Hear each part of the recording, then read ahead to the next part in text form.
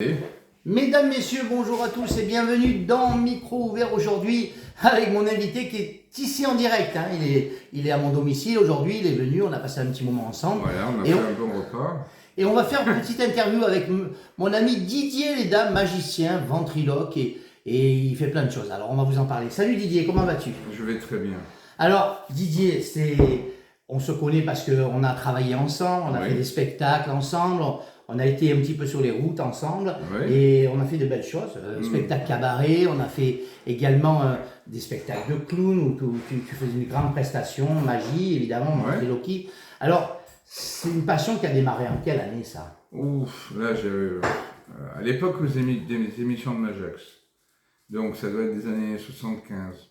75, Ouais, d'accord. ouais. C'est vrai que quand tu étais gamin, tu faisais de la magie Tout à fait. Tout à fait. l'école et tout? Ben, je me suis fait offrir une boîte de magie.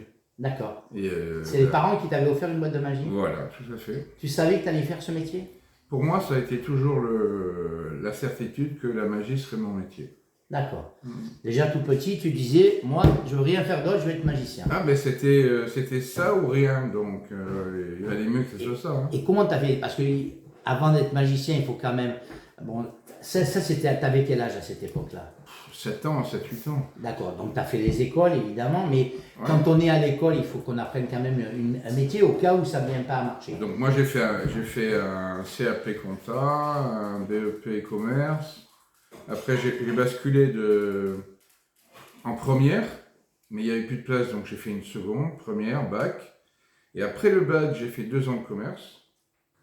Et puis après, j'ai dit maintenant que j'ai le bac et bac plus 2, ben, on va faire le métier que j'aime.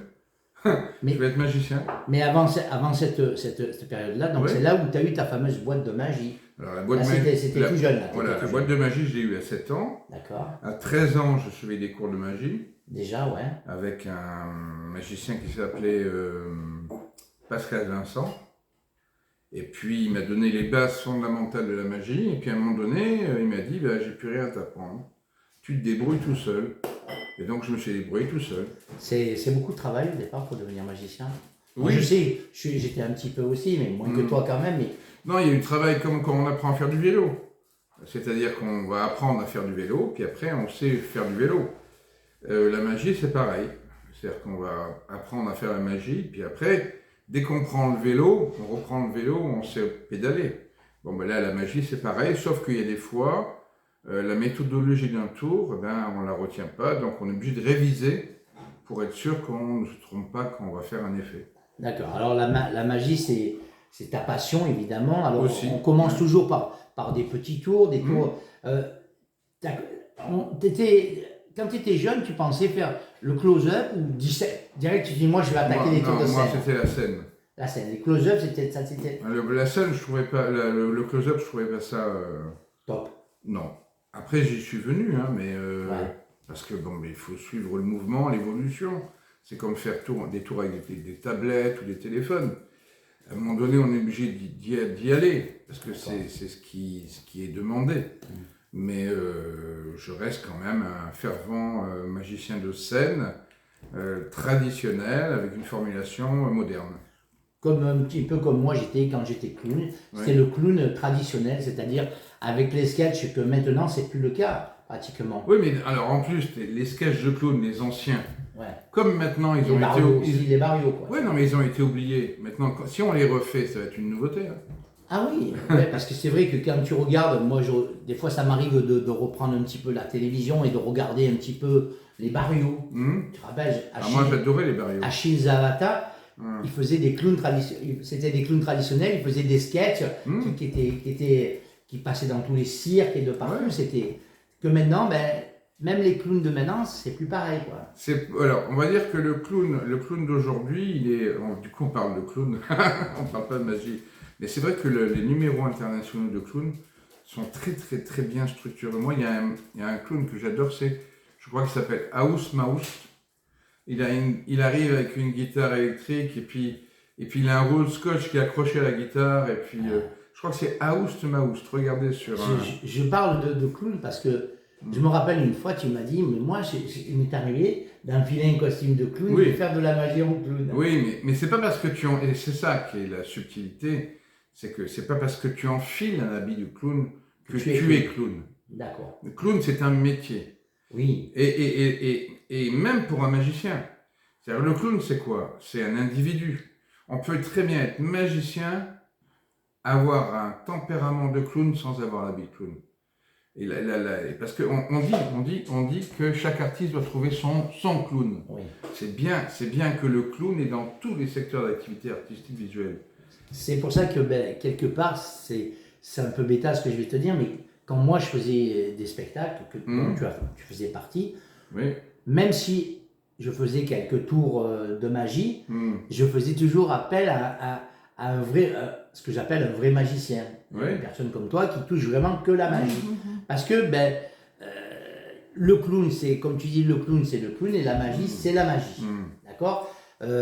Un travail de magicien, comme tu l'as dit à l'instant, c'est énormément de travail. Il y a de la manipulation, il y a du boulot, il faut c'est pas d'arriver et de dire tiens, je vais aller au magasin, je vais m'acheter un tour de magie. Non, il y a beaucoup de jeunes qui font ça, ouais. Parce que le tour marche tout seul, mais ils ont oublié que le tour c'est 10%.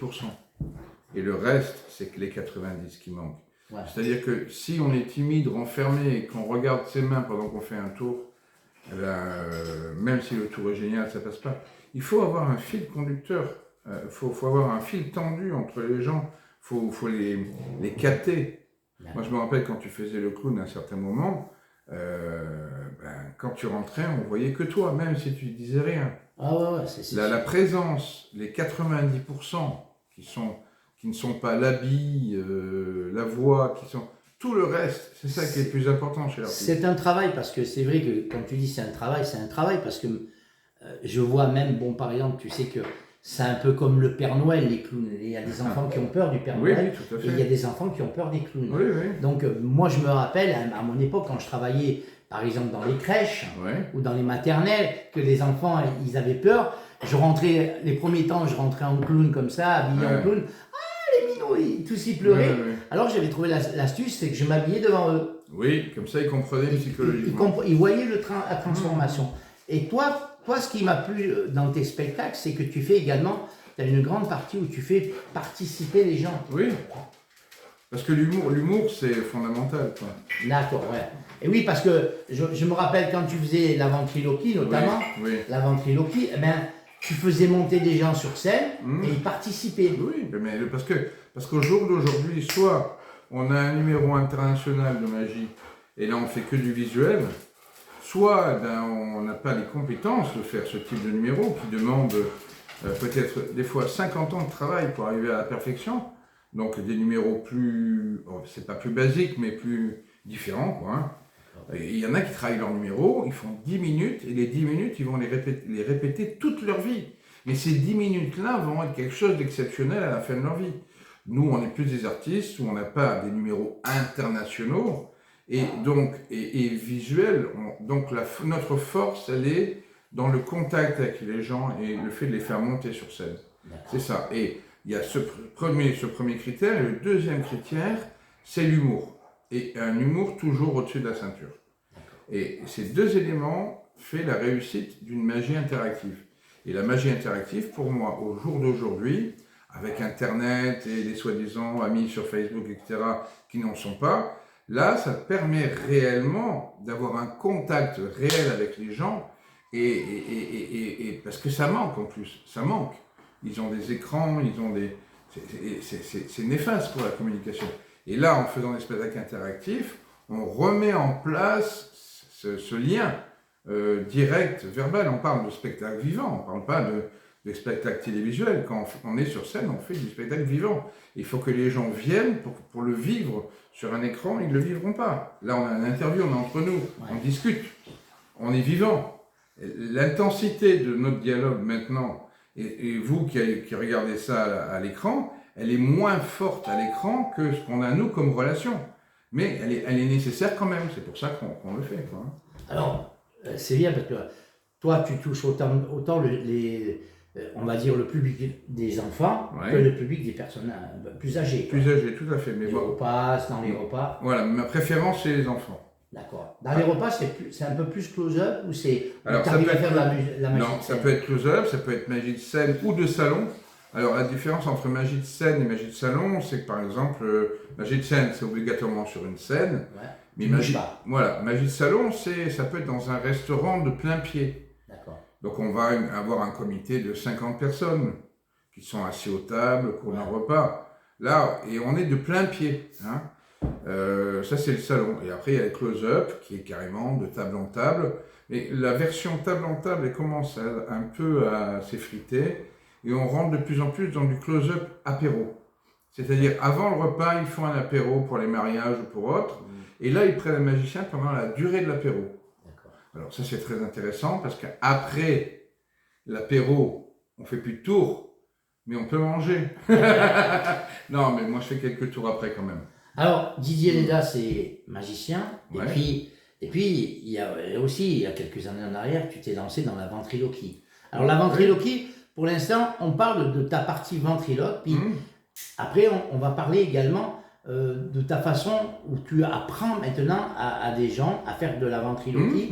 Les livres que tu as sortis, évidemment, parce que tu as sorti également des livres sur la ventriloquie pour apprendre justement à faire de la ventriloquie. Alors, d'abord, cette ventriloquie, elle est venue comment? Alors, c'était mon fameux prof de magie qui s'appelait Pascal Vincent, qui m'avait fait une synthèse de tout ce qui existait en ventriloquie. Mais vraiment la grosse synthèse. Ce qui fait qu'après moi, quand je lui ai acheté ces 4 tomes de synthèse, j'ai étudié ça. Et je me suis rendu compte qu'il y avait des choses qui étaient bien, qui n'étaient pas bien. Et quand je faisais mes études, parce que la magie, elle n'est pas tombée comme ça du jour au lendemain. Hein. C'est un travail de 7 ans, quand j'avais 7 ans, quand j'avais 8 ans, etc. Il y a eu des cours. Et quand j'avais 20 minutes de trajet aller et 20 minutes de trajet retour entre mon école et chez mes parents. Et dans le bus, je me mettais contre la vitre et je travaillais ma ventriloquie. Donc, je travaillais la ventriloquie 40 minutes par jour. et ce qui s'est passé, c'est que je l'ai travaillé, mais j'avais peur d'être sur scène. Donc, ce qui s'est passé, c'est que un jour, j'ai rencontré mon ex-femme et on est arrivé à Marseille. Et là, il y a un producteur qui me reçoit et qui me dit « Monsieur Léda, très bien, qu'est-ce que vous avez à me proposer ?» Et j'avais que la magie à lui proposer. Et il me dit, c'était d'ailleurs Alizé Productions, la boîte de prod. Maintenant, il est décédé, mais... Et il me dit, mais qu'est-ce que vous avez à me proposer? Je dis, j'ai de la magie. Oui. Vous avez quoi encore? Et d'un seul coup, je lui dis, j'ai aussi un numéro de ventriloquie. Et puis il me dit... Tu n'avais pas beaucoup travaillé. J'avais pas beaucoup travaillé. Et il me dit, vous avez quoi encore? J'ai un décor de fond, et puis j'ai une sono, je suis autonome. Et en définitive, on a signé, et en sortant, j'avais que la magie. Donc je suis allé faire les décors, j'ai fait coudre les décors, j'ai acheté une sono. À l'époque, il y avait une boîte qui n'existe plus. T'avais rien alors? J'avais rien. Rien. Et par contre, j'avais un chien. Un chien que je sortais tous les soirs, un caniche. Voilà. Et donc, ma femme, mon ex-femme, était à l'hôpital. Elle a accouché de mon premier et elle m'a pondu un texte de ventriloquie à la clinique. Du coup, en revenant, j'avais le texte et en sortant le chien tous les soirs, j'apprenais mon texte de ventriloquie. Et c'est comme ça que j'ai monté le premier show à Marseille, autonome, avec sono, éclairage. Et là tu as monté le texte, mais tu n'avais pas de personnage. Alors, j'avais un singe parce que le truc, c'est que dès qu'un ventriloque veut faire de la ventriloquie, quel est le type de poupée qu'il achète? Un singe. Panacloc. Panacloc, mais Panacloc, il a de l'expérience. Mais il était magicien, Panacloc, avant. Hein.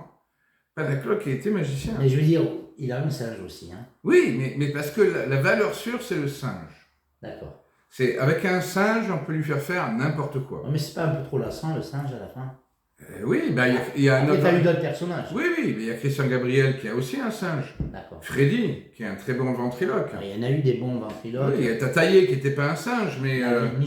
David Michel, tout à fait. Pingouin Nestor, tout le monde, tout le monde se souvient de David Michel avec son Pingouin Nestor. Tataillé également. Oui, Tataillé. Je ne me rappelle plus son nom. Comment il s'appelle? Michel de Genève. Ah, Michel de Genève, voilà. Qui est belge, je crois. Ouais. Et c'est vrai que Nestor, David Michel est encore en vie. Il est tout à fait en vie, il aide des ventriloques. Ouais, d'accord. Eric Bardon, qui est dans le groupe, David Michel, l'a aidé. D'accord. Alors, ventriloque, donc c'est un apprentissage, il faut quand même quelques mois pour de... Alors, l'avantage... Est-ce que quand tu as fait ce premier spectacle que tu dis avec Alizé Oui. Productions, là, ce jour-là, tu n'avais pas fait de ventriloquie, que de la magie? J'avais fait que de l'entraînement devant une vitre dans un bus, aller-retour pendant 40 minutes Et pour la technique. Et tu as réussi à tenir un petit truc pour le faire un petit... Oui, parce que quand pendant, allez, ça devait faire 12 ans que je travaillais ma technique, et le texte, il fallait juste l'apprendre par cœur, et savoir ne pas oublier les mots. Donc quand on a travaillé la gestuelle de la poupée chez soi pour ses gosses, pour les faire rire, pour manger la soupe ou manger le pot de compote, quand on a travaillé la technique, quand on a appris un texte, à un moment donné, bon, pas la première année, mais si ça fait 10 ans qu'on répète, au bout d'un moment, on l'a tellement répété que quand on est en direct live, on saute. Alors, le plus dur, en fin de compte, c'est pas tellement de manier la poupée, c'est surtout le texte qui est aussi Alors, difficile. c'est ce qu'on pourrait croire. C'est comme quand on dit, le plus dur, c'est de ne pas bouger la bouche en ventriloquie. Et c'est faux. Le plus dur, c'est de savoir respirer en ventriloquie. Ouais. C'est-à-dire que si on a une bonne respiration, on va émettre un son correct et on ne va pas s'étouffer quand on va créer un dialogue. Parce que le son d'une voix de poupée, elle est dans la propulsion de l'air. Il faut que ça change par rapport à ta voix. Et alors après, il y a le contraste de la voix, donc la voix du ventriloque et la voix de la poupée, par exemple. Donc c'est deux voix différentes. Et l'important aussi, c'est que faire de la ventriloquie comme je viens de faire, c'est pas bon. Il faut la faire toujours avec sa poupée en main. D'accord. Parce qu'on va avoir à un moment donné un automatisme qui va faire que si la ventriloque croit réellement que la poupée est un individu et un être à part entière, l'être va devenir existence, il va exister. Alors on n'est pas parano, on n'est pas malade, on ne dort pas avec... Il y en a qui dorment avec leur poupée, mais pas moi. On va permettre à la poupée d'avoir une existence propre. Et à partir du moment où on est convaincu, parce qu'on s'est créé dans la tête que la poupée a une existence propre, le dialogue entre le ventriloque et la poupée va être fluide. Il ne va pas y avoir d'arrêt. Et ça, c'est très important. Donc le contraste de la poupée et du magicien, du ventriloque, la voix contrastée aussi. Alors un ours, on peut lui prendre une voix grave, et on peut lui prendre une voix très aiguë aussi. C'est pas parce que c'est un ours que c'est d'avoir qu'une voix grave. Et après le texte, voilà. Mais la technique en elle-même,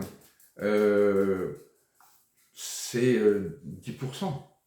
Alors, je t'ai vu travailler, je sais que je t'ai vu travailler, moi, sur la ventriloquie. Tu te considères plus un ventriloque pour les enfants ou un petit peu plus comme Panacloc, plus pour les adultes également? Moi et les enfants. Ouais. Parce que lui, c'est plutôt un petit peu plus... Lui, c'est famille, on va dire qu'il est dans un public famille branché moderne. Ouais. Moi, je suis... Ouais, parce que des fois, c'est un peu chaud quand même. Hein. C'est chaud, mais c'est toujours calculé. Ouais, c'est bien sûr. C'est-à-dire qu'il dépasse jamais une certaine limite, mais la limite, elle est vraiment très petite. Hein. On va dire qu'il la touche. Même il tape des fois derrière sur la limite. Hein. Toi, c'est plutôt le public enfant. Moi, c'est les enfants. Pourquoi les enfants? Que ce soit en magie ou en ventriloquie, pour moi, les enfants, c'est... ils ne vous font pas de cadeaux. C'est-à-dire, ou ils vous aiment, ou ils vous détestent. Et quand vous faites un spectacle, quand ils vous aiment, vous le voyez, et quand ils vous détestent, il faut partir en courant. Voilà. Un adulte, on ne sait jamais. Ça t'est arrivé des fois que tu es là et puis tu sens que ça va pas, c'est pas bon? Alors, ça m'est arrivé. Alors, la population la plus dure en spectacle, c'est la population feuge, la population israélite. C'est-à-dire qu'ils ont une éducation qui fait que quand ils sont ensemble, ils parlent beaucoup, ils font beaucoup de bruit, etc. Et quand vous faites un spectacle, ils discutent pendant votre spectacle. Mais c'est pas parce qu'ils sont pas intéressés, c'est parce que ça fait partie de leur manière d'être. Et c'est vrai qu'à un moment donné, pour les Pâques juives, je crois, il m'avait embauché, un rabbin m'avait embauché au Florida Palace à Marseille, là. Et il y avait un magicien qui s'appelait David Steele, qui était passé d'avant, qui avait fait un échec. Mais il est bon. Alors, lui avait fait un échec, il est bon. Moi qui arrivais derrière, je me disais, bon, ben, je vais sûrement faire un échec. Et donc, j'avais structuré mon spectacle comme il faut et tout. Je dis, je vais faire du visuel, machin.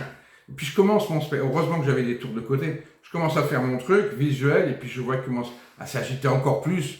Là, j'arrête mon truc, je prends mon micro et je dis, bon, les enfants, alors comment ça va? Vous allez bien? Je commence à rentrer, à les interpeller, et puis là, le spectacle a bien marché.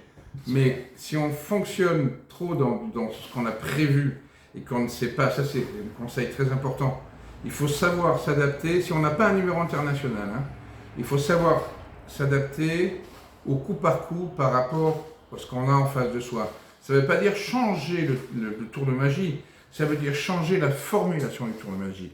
Et à force de changer les formulations avec le temps, on aura un panel tel de cas différents qu'on arrivera à s'en sortir. Et c'est ça qui est important. Alors, faire les cabarets, faire d'autres choses. Ouais. Tu l'as fait pendant des années, ça, et puis un jour tu dis, tiens, après tout, maintenant que je touche un peu la ventriloquie, que je la touche bien, je peux me permettre de faire un livre pour expliquer aux gens, et peut-être ça peut intéresser les gens. Donc tu écris un livre. Alors voilà, ce qui s'est passé, c'est que je me suis rendu compte qu'il n'y avait rien en langue française. Et la phonétique française est différente de la phonétique anglaise. Donc il y avait plein de méthodes pour des Anglais, mais pour des Français, il n'y en avait pas. Donc j'ai fait un premier DVD sur la ventriloquie, et comme je suis un ancien dyslexique, je mélange tout. Donc j'avais dit à un copain qui avait un magasin de magie qui n'existe plus, j'avais dit on va faire un DVD, donc pour savoir ce qu'il faut dire, on tourne et tu me poses des questions. Donc il m'a posé des questions et je répondais. Et du coup on a fait le sommaire du premier DVD avec toutes les questions qu'on se pose.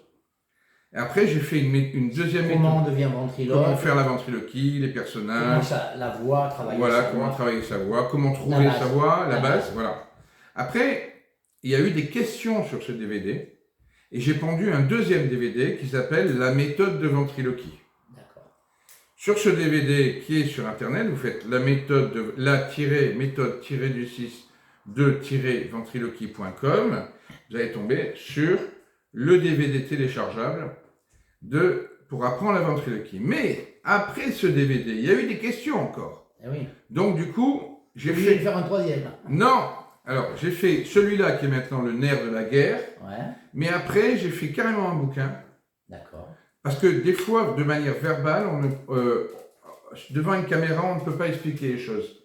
Des fois, c'est tellement complexe qu'il faut l'écrire. Donc, il y a le DVD et il y a un e-book, un bouquin. Bon, le bouquin est épuisé, donc maintenant c'est en e-book, qui va donner des données complémentaires sur le DVD. Par exemple, est-ce qu'on peut faire la ventriloquie avec un dentier? Question fondamentale pour celui qui a plus de dents. Ah ouais. Ah oui. Voilà, et il y a plein d'autres questions comme ça. Surtout l'importance de, par exemple, il y avait Gilbert Bécaud. Et Gilbert Bécaud, quand il n'avait pas de retour, un retour son, parce qu'on n'entend pas sa voix. Ah oui. Il faut un retour son. Ah oui. Gilbert Bécaud, il avait une technique pour entendre sa voix. Il mettait la main à l'oreille. Il n'y avait qu'un retour à son oreille de ça. C'est pour ça qu'on le voyait toujours Tout à fait. La main sur l'oreille. Voilà, et donc sur le bouquin, il y a l'explication fondamentale de comment entendre sa voix de poupée, parce que le retour est fondamental comme un chanteur. D'accord. Voilà, et donc ce bouquin est vraiment le complément du DVD. Donc si on veut se procurer les DVD ou même, comme tu dis maintenant, par internet directement, on fait comment là? On va sur la-du-6 méthode-du-6 de-6 ventriloquie.com. Et on peut le commander. Et on peut le commander, mais de toute façon, on tape méthode de ventriloquie sur Google et je tombe toujours sur la première page. Pourquoi? Parce qu'il n'y a pas beaucoup de gens qui veulent vraiment apprendre la ventriloquie. Donc il y a très peu de personnes qui se sont mis à faire des méthodes. Parce que en général, les gens ils font ça pour gagner de l'argent. Moi, je l'ai fait pour apporter un plus. C'est sûr que si l'argent rentre, ça ne crache pas dessus. Oui, le truc, c'est que, comme il existe la Bible dans la religion, là, il y a une Bible française sur la ventriloquie. Et mon but, il est atteint. C'est-à-dire que quelqu'un qui va apprendre la ventriloquie, même si on va sur les forums, moi je suis allé sur les forums, hein, j'ai vu, tu veux apprendre, tiens, prends la méthode Leda. Donc du coup, je suis très content, parce que je suis arrivé au résultat que je voulais. C'est-à-dire, j'ai fait une méthode francophone qui est une base pour apprendre la ventriloquie. Après, il faut travailler. Alors, on va revenir, pour terminer cette petite interview, on va revenir, parce que c'est vrai, non seulement tu es magicien, et puis, depuis quelques années, tu crées également des tours que tu vends, que tu fais, tu les vends, oui. Tu fais des salons, tu fais plein de choses. J'ai même travaillé, je travaille même avec les Chinois. C'est-à-dire les Chinois qui m'ont acheté un tour. Alors la boîte c'est TCC et mon tour s'appelle The Choice Box. C'est une boîte en bois. Alors c'est du chinois, mais c'est du chinois de qualité. Et là, un scoop, je ne sais pas quand est-ce que tu vas mettre la vidéo. Demain. Demain, voilà. En mois de décembre, normalement, là, ils m'ont écrit ce matin. Au mois de décembre, ils sortent la version 2 que je leur ai proposée. Donc, The Choice Box 2.0 chez TCC. Voilà. Mais il y a aussi un bouquin là que je suis en train, qui va être sur Amazon, qui s'appelle Le Trac, comment le surmonter. D'accord. C'est-à-dire qu'il y en a tous les artistes, moi le premier, on le traque. Avant d'entrer au scène, les gens le traquent. Et moi, mais vraiment, j'étais un traqueur. Mais alors, je me suis même fait dessus en arrivant à un endroit de spectacle. J'ai dû retourner chez moi pour prendre une douche et revenir. C'était pour l'Open 13 avec Godin, le maire Godin. Donc j'avais vraiment le trac et je l'ai encore. Mais je me suis dit, qu'est-ce qui existe pour l'artiste? On parle de technique, etc. Et donc j'ai décidé d'écrire ce bouquin qui devrait bientôt sortir sur Amazon. Fabrication également de tours de magie. Alors, tour de magie, le théâtre de puce, notamment. Ah oui, ça t'a marqué. Le nounours qui se démembre. Alors, le nounours qui se démembre. Tu sais que le ça, c'est des fabrications à toi. Tout à fait. Et le nounours qui se démembre, c'est que je reportais. Et puis, il y a eu ce fameux Covid, où tout le monde a souffert. Et moi, j'ai profité de ce moment d'isolation du monde pour dire, j'ai les nounours, parce qu'il en faut 2 pour en fabriquer un, j'ai l'électronique, j'ai tout ce qu'il faut. J'ai plus d'excuses, je suis cloué chez moi, je vais me plancher dessus. Et je me suis planché dessus, et on a par exemple Christian Gabriel, qui est ventriloque aussi, qui m'en a acheté un pour son spectacle. Donc j'en ai fabriqué 5, parce que c'est vrai que c'est cher, mais en achetant directement au créateur, on a un SAV qui est jusqu'à ma mort. Ah oui. Je peux réparer. Et j'ai fait des grandes illusions. Il y a eu la Ledabox, on peut taper sur internet, Ledabox. Il y a la chute sur les effets. Le théâtre à puce aussi. Voilà, qu'est-ce que toi tu l'as aimé le théâtre. C'était. Alors c'est une valise, on va expliquer. Une valise avec une piste de cirque miniature, avec un chapiteau, mais de plots avec la ficelle là, pour les équilibristes là. Les funambules. Voilà, funambule. Il y avait la puce canon, il y avait il y en avait plein. Et donc on a une boîte d'allumettes, on ouvre la boîte d'allumettes, on voit les puces qui bougent à l'intérieur. Alors là, vous pouvez aller voir le teaser, je l'ai pas enlevé. Sur YouTube. Sur YouTube, et il est sur mon site, c'est didyleda.com. Et dans vidéo, vous avez le teaser du cirque à puce. Et donc la puce, après vous la mettez sur une voiture et puis elle va tourner. Après vous la mettez en bas et elle va escalader. On la voit réellement. Certes, l'inconscient vous la voit, mais on ne voit que les mouvements parce que les puces c'est tout petit. C'est comme si il y a un homme invisible. Quoi. Tout à fait, voilà. On voit l'échelle bouger. Voilà. Après, on lui met un poids et elle va avancer sur ce fil et le poids il avance. Ah ouais. Après, on la met dans un canon, on la récupère. Bon, c'est très sympa le cirque à puce. C'était une bonne fabrication des tours de magie. Et puis je sais que tu es quelque part un grand voyageur également parce que tu fais beaucoup de salons un peu dans le monde entier. Moi, mon congrès, en plus... C'est le tien, ça c'est toi qui l'organise. Non, alors il y a ceux que j'organise. Là, il y en a un, par exemple, le 1er mars 2025 à Berlétan. Notez bien, 1er mars 2025 à Berlétan. Il mettra les dates sur la page de Radio Provence. À Berlétan, et il y aura la partie avec des stands où les gens du grand public pourront acheter du tour de magie pour étonner leurs amis. Et par contre, cette année, j'ai décidé de me mettre moi en spectacle l'après-midi. J'allais dire, il y a des spectacles quand même. Il y aura le mien. Parce que mais d'habitude, il n'y en a pas. Alors, il peut y en avoir comme il peut ne pas y en avoir. Et, ça dépend les magiciens. Voilà. Et après, on aura, mais là, on a les dates. C'est le Palais du Travail à Narbonne, le 29 et le 30 mars. Et là, on va avoir une foire que je gérerai moi avec plein de marchands de magie. Et normalement, un gala international de magie où là, on va faire venir des pointures, et parce qu'on est à Narbonne et on est au Palais du Travail, donc c'est vraiment un très gros truc. Ouais, donc là, c'est tu te rends aussi un petit peu dans le monde entier. Alors, moi, je vais surtout à Blackpool. Voilà. À Blackpool, ouais. À Blackpool, tous les années, au mois de février, il y a le plus grand congrès mondial. Ça réunit environ entre 4 et 5 000 magiciens. Du monde entier. Du monde, des Chinois, des Indiens. Alors déjà, on a des cultures, toutes les cultures sont mélangées. Donc c'est déjà rien que, en retirant la magie, il y a un partage culturel qui se fait. Mais après, on va rencontrer des jeunes qui ont trouvé une idée sur une pièce. Ils viennent pour vendre leur tour de magie. Alors, ils viennent pour vendre. Ils viennent pour se faire connaître. Alors, les 4000, 5000, c'est les magiciens congressistes purs. Mais par contre, on a l'équivalent de 200 marchands de trucs, donc 200 magasins de magie au niveau planétaire. Ils ne sont pas connus, des trucs qui sont vraiment inédits. Et qui vont vendre leur création. Inédits. Qui ne sont pas encore sortis, qui vont sortir à l'occasion de Blackpool. Donc ça s'appelle Blackpool Magic Congress. Vous tapez sur YouTube, vous verrez, c'est comme un salon international à Marseille. Vous avez deux grandes pièces gigantesques avec que des gens qui vous font des tours de magie. Vous rentrez dans un grand magasin de jouets. La première fois que moi, j'y vais, ça fait 15 ans que j'y vais, la première fois que je suis rentré dans cette salle, la première salle, il y en avait deux. J'avais l'impression que je rentrais dans un magasin de jouets pour enfants.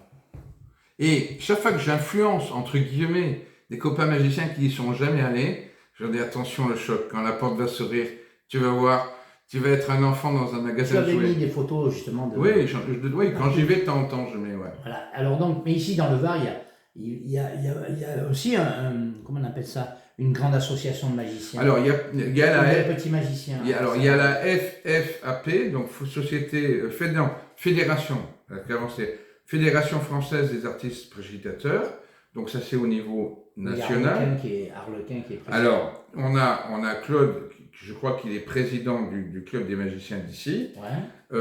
On a le petit magicien, Thierry. Qui est une boutique, Thierry Mercurio, et qui est à Sanary. Voilà, qui est à Sanary, c'est ça. Qui a une boutique très sympa. Et alors, ce qui est bien dans cette boutique, c'est que vous posez une question, ils vont être contents, parce que je leur fais de la pub. Et Thierry vous montre comment ça marche. Il vous montre comment ça marche, mais il ne va pas vous vendre quelque chose pour vous le vendre.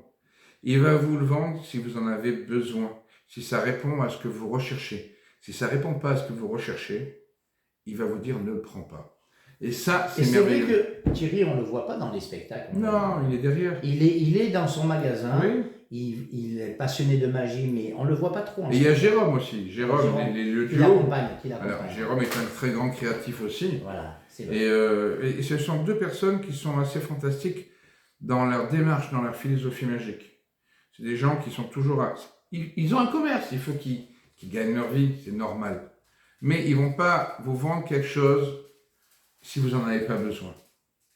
Donc, vraiment... Alors, pour terminer, ouais. Les dates qu'il va y avoir là, c'est quoi? C'est Noël qui se prépare là? Alors, il y a Noël, il y a de beaux contrats qui se proposent là, tout doucement. Alors, c'est vrai qu'avant... C'est toujours blindé en décembre. Tout à fait. Parce que moi, je vois quand... moi, je me rappelle de mon temps quand j'étais dans le spectacle, en décembre, on était blindé. Ouais. Quand tu penses qu'il y a des gens qui te disent, mais monsieur, mais moi, j'ai besoin d'un magicien en décembre. J'ai dit, mais attendez... Si vous n'êtes pas pris 2 mois à l'avance, c'est fini. 2-3 mois à l'avance, c'est terminé, c'est fini. Oui. Tous les gens, il faut savoir qu'en décembre, tous les magiciens, je le précise pour tous nos amis auditeurs et auditrices qui nous écoutent, que tous les magiciens, les clowns, tout ça, en décembre, ils saturent, ils ne peuvent plus. Ils travaillent la semaine, le samedi, le week-end. Parce qu'il faut vous dire aussi que les comités d'entreprise, eh bien, c'est organisé le mercredi, samedi et dimanche. Donc alors, déjà, on a ce qu'on appelle les jours clés. Voilà, mercredi, samedi, dimanche et vendredi soir. Quand on ne double pas ou voire même triple tout à fait, les jours, parce que des fois, les samedis, mesdames, messieurs, les samedis sont triplés, doublés, triplés. Voilà, et moi je me suis rendu compte que maintenant, là, j'ai un truc à Lyon, par exemple, j'ai un truc à Genève, au mois de décembre, j'ai un truc à il faut compter la route aussi. Oui, mais je me suis étendu, Ah ouais. Avant, on avait tout au pourtour de la maison, en gros, hein. Maintenant, on s'étend beaucoup plus, quoi. Donc, décembre, évidemment. Oui. Halloween, tu n'as pas trop de spectacles. Halloween, j'en ai un. Genre, j'ai un théâtre. Ben, Alors, le oui, problème d'Halloween, c'est que ça se passe sur un jour. Voilà, c'est ça. Mais bon, là, au théâtre, alors, sur Halloween, je suis là le 19 de ce mois-ci. Je suis à l'Archange Théâtre à Marseille. Et le 29, 30, 31, je suis à la Divine Comédie à Marseille. D'accord. On tape sur Billets Réduc et je sais pas, c'est 12 euros l'entrée. Ouais, parce que généralement, c'est. Noël, ça peut être sur plusieurs jours, évidemment. C'est entre le premier, on va dire le premier et le 24. Ouais, c'est ça. Et encore, le 24, des fois, c'est cuit. Mais moi, j'ai eu 2 devis. Bon, ça n'a pas signé, mais j'ai eu 2 devis pour le 24. Voilà. Donc, j'ai été surpris. Hein, voilà. Et donc, mais Halloween, le problème, c'est que c'est une date très courte. Ouais. Et puis, les gens ne sont pas encore bien habitués, peut-être à Halloween, ou alors ça se perd un petit peu. Ou... Alors, ça dépend des années, moi, j'ai l'impression. Il y a des années où Halloween, ça percute. Et des années où Halloween, ça donne rien. T'as l'impression que ça baisse. Enfin, voilà. Mais c'est vrai qu'il n'y a pas beaucoup de magiciens qui s'aventurent dans un spectacle typiquement Halloween. Pourquoi? Parce qu'ils vont investir peut-être 30 000 € sur un spectacle qu'ils vont faire qu'une fois dans l'année. Il y en a qui ne sont pas fous comme moi. Moi, tu sais que j'avais 40 peluches à l'époque. Et on m'a toujours demandé des fois, avec mon épouse, on me disait, ouais, il n'y a pas des peluches d'Halloween. Je vais investir dans une des citrouille, peluches dans une citrouille pour une journée. 400 balles ou 500 balles la citrouille. Et avec une citrouille, tu fais rien. En plus, il en faut 3 ou 4, tu vois. Pour faire de l'effet, il faut des sorcières, il faut faire ci, ça. Et tout ça pour un jour. Et s'il manque de chance, cette année-là, tu n'es pas pris, tu as les peluches qui restent à la maison, quoi, tu vois. Donc, on peut pas, c'est-à-dire, il y a des trucs qu'on ne peut pas jouer sur, mesdames et messieurs, on ne peut pas jouer sur un jour. Noël, on peut se dire, on a tout le mois de décembre, si c'est pas le premier, c'est le 2, si c'est le 3, on peut arriver à décrocher des petites animations. Et moi, ça fait des années que j'ai un spectacle d'Halloween. Et tu n'arrives pas à passer. Mais je le place, s'il faut, je vais mourir. Tu l'auras fait qu'une fois. Je ne l'aurais jamais fait. C'est un spectacle où il y a des fantômes. Mais vraiment, les gens voient les fantômes, tu vois. Écoute, dans les cadres, il y a le portrait. J'ai travaillé avec 2 ans avec lui, mais après le comité des fêtes ne l'a plus fait, c'était Antonin. Oui. Antonin Dupel. Oui. Qui est magnifique, qui est un magicien extraordinaire aussi.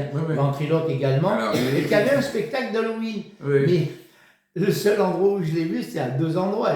2 fois au même endroit. Mais après la 3e année, ça a été fini, quoi. Le comité des fêtes, c'était à Solestoukas en l'occurrence. Ils n'ont plus fait le spectacle. Les gens, ils veulent changer aussi. Hein, et puis voilà, déjà ils veulent changer. Et puis, mais il faut voir que c'est un gros investissement pour un jour. Et on peut pas, des fois, on peut pas, nous, en tant qu'artistes, il faut savoir qu'il y a beaucoup d'intermittents. Donc, il faut savoir qu'on ne peut pas, nous, investir, les intermittents comme Didier, comme moi j'étais, on ne peut pas investir une grosse somme d'argent pour ne serait-ce qu'un jour. Quand on joue sur Noël. Je te dis, à moins d'être kamikaze. À moins d'être kamikaze. Moi, ça fait 10 ans que chaque année, j'essaie un nouveau truc pour ce spectacle d'Halloween que je ne ferai peut-être jamais. D'accord. Alors, Didier, pour terminer, comment on fait pour te joindre? 06 32. Non, pas forcément le portable, mais comment on fait pour te joindre? Non, je pense que didierleda.com. Didierleda.com ou alors sur Facebook, Didier Leda. Didier Leda, Facebook. Messenger.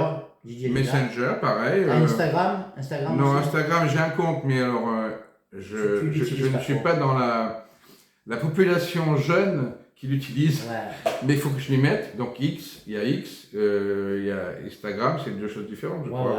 Voilà.